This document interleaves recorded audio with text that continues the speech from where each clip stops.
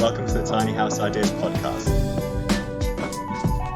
For me, the sort of most horrible way I could see my life, like I absolutely dread, I resent the idea of having, I know it works for some people, but a 9-to-5 job for me was just sort of like an office job.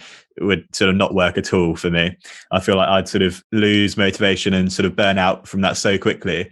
And I feel like I want to be doing something sort of almost practical, hands-on, but different every day, and sort of seeing new people doing different things. I don't want to be sat at the same desk in the same booth, doing the same work, emailing the same people every day. I want to sort of be able to experience life and live life. And I think that's why it's sort of, drawn me towards this sort of whole alternative. So I've got a question for you. So you're at uni now, right? I'm at uni now, yeah. Have you worked yet? I've sort of done work in hospitality, but not anything sort of like office job kind of situation. Have you done any like full-time stuff yet or not? Over the summer, I sort of did long weeks of hospitality work, sort of being a waiter, but not sort of, Because the only thing I'd say is it's got its advantages, right? And the thing I'd say is basically when you work a really boring job, right, for a long period of time, all of your sort of like aspirations and things that you want to do and places you want to go are tenfold. Because you're there, you're having a miserable time, and your brain starts going, I want to escape this. Yeah, I want to escape it. I want to escape it. And actually, it pressures you into it a lot more.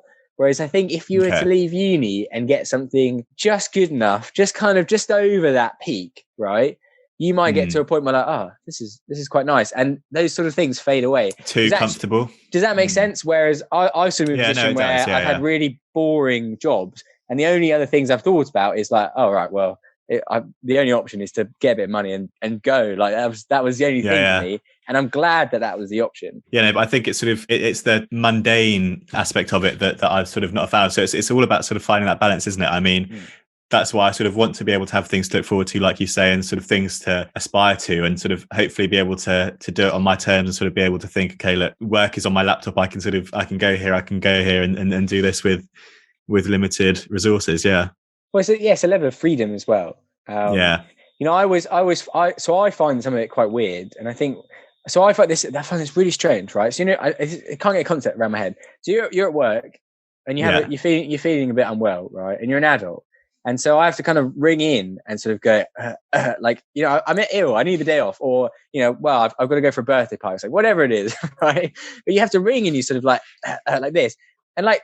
To be an adult, and especially someone that's worked in a company, people worked in a company for like 30 years, they still have to ring in and say that they're sick. It just blows my mind to feel like you have that, like, in some respects, you're free as a person, but you still have to do this and make these decisions and not be able to sort of like disappear. It's quite a horrible feeling. And I always being accountable. Yeah, like I guess some people never feel like that, but I sort of just feel like, what would happen if I just walked home right now? And it's a terrible thing that gets in your mind. But I like that I have the ability to just grab it. And because I don't have any stuff, right? Yeah. It will just fit in a bag. I could grab my bag, off I go. I mean, right now, probably it'd be tough to get anywhere. But, in theory, like I've always had that option. Yeah. I've always felt just up sticks and go, yeah. And having that it makes things easier. It makes working easier. Does. Because it's like, well, I can leave. Like I'm here because I want to be, not because I have to. And that's very liberating. Yeah, no, it is. I think like we said a couple of times before, it all sort of everything about what you're doing in terms of the charity work, and in terms of what I think COVID has sort of made people realize that maybe the, like typical American dream isn't for them. They want to sort of explore alternatives.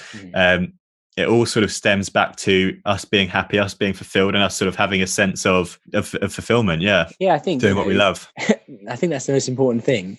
Yeah. I think people build for the future, right? They want to accumulate things, and a lot of people have that path laid out for them. You can go through the system. You can go to school, you can go to uni, you can get a job, you can get a house. You can do that. But you might do a wobbly when you're 30 or 40, and at that point you're screwed. It's too late. Yeah, it's too late for you. I'm sorry. You've got everything in place, yeah. It's too late for you. And, I'm not advocating that people just abandon all their plans. I'm not saying that this is the right way of living. It works for me, and I think it works. It's just for another you, way, right? yeah. It's another way of living. I'm not saying it's the right way. You can be satisfied in your job. A father or mother that comes home, that works hard, comes back, they get satisfaction out of like making food for their children, or coming home and know they've worked and they're able to provide this, or spend time with them at the end of the day. Like, there's still wonderful things in that. I'm not trying to put that aside.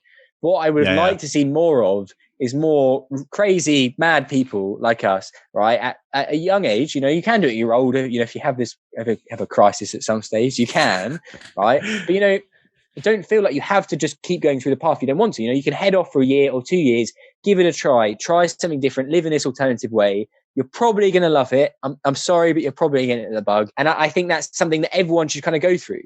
I think everyone at some point, especially I'd say, in their 20s, right, have the opportunity, even if it's just a year, right, to live in a slightly different way, to live with less stuff, and to experience new places and people. It changes you completely as a person. And either you're going to love it, you want to stick with it, or you're never going to regret the experience. You're going to think back and you're going to go, right, well, I've had these experiences, and actually now I can carry on my life. It's not for me, but think of all the people I've met, the conversation I've had, the way they changed the things that I wouldn't have done. In that year. And I just want to sort of push for more people to do that and in a cheap and easy way. It doesn't cost a lot of money. You don't need a lot of stuff. Like, just set off.